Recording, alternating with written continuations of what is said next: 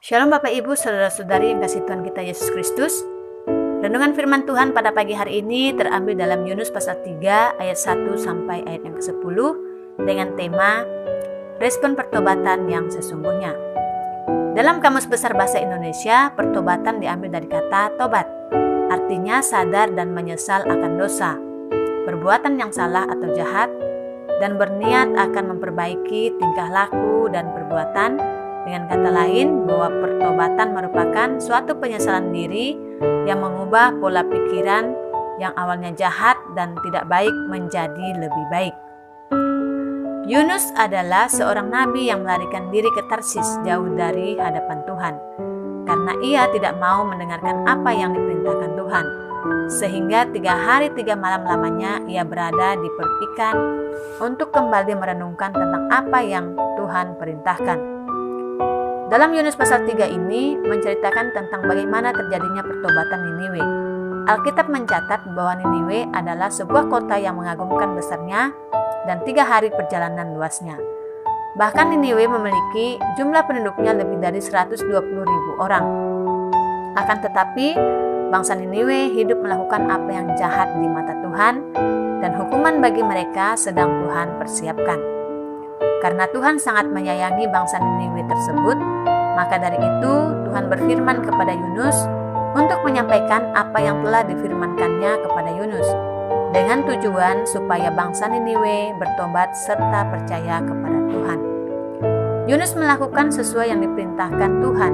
Dalam ayat 4, mulailah Yunus masuk ke dalam kota itu sehari perjalanan jauhnya, lalu berseru, 40 hari lagi, maka Niniwe akan ditunggang balikan.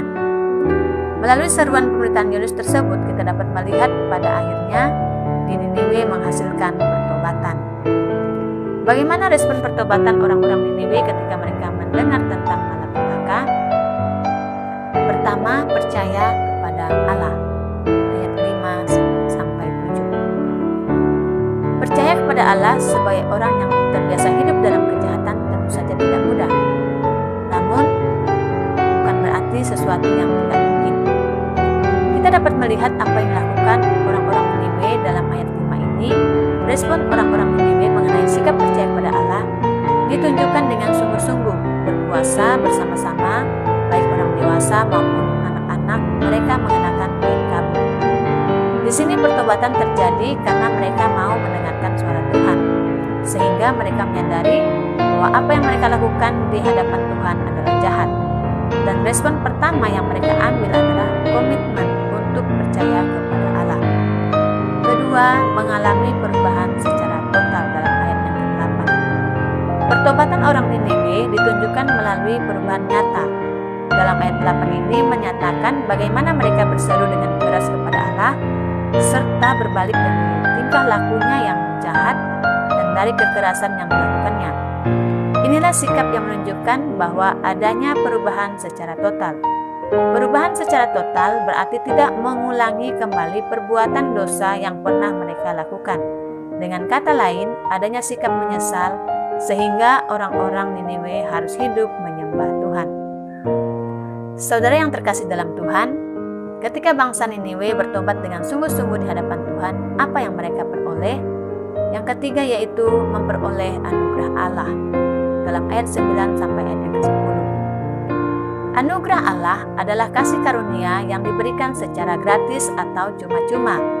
Dalam ayat 10 di sana dikatakan ketika Allah melihat perbuatan mereka itu, yakni bagaimana mereka berbalik dari tingkah lakunya yang jahat, maka menyesallah Allah karena malapetaka yang telah dirancangkannya terhadap mereka, dan ia pun tidak jadi melakukannya. Inilah yang dinamakan anugerah Allah. Ketika Allah menyatakan akan melakukan sesuatu, belum tentu sudah merupakan ketetapannya. Hal itu dapat berupa kesempatan yang diberikan kepada manusia untuk bertobat. Allah tidak jadi menghukum Niniwe karena sejak awal Allah ingin memberi kesempatan dan bukan kehendak menghancurkan Niniwe. Inilah alasan Ia mengirim Yunus ke Niniwe untuk menegur kota tersebut. Jadi, pertobatan akan kita alami apabila kita membuka hati untuk menerima Tuhan sebagai Tuhan dan Juru Selamat dalam hidup kita dengan sungguh-sungguh. Maka maka anugerah dari Tuhan akan kita peroleh. Dalam Roma pasal 3 ayat 24 menyatakan, oleh kasih karunia telah dibenarkan dengan cuma-cuma karena penebusan dalam Yesus Kristus. Demikian renungan firman Tuhan. Selamat beraktivitas. Tuhan Yesus memberkati.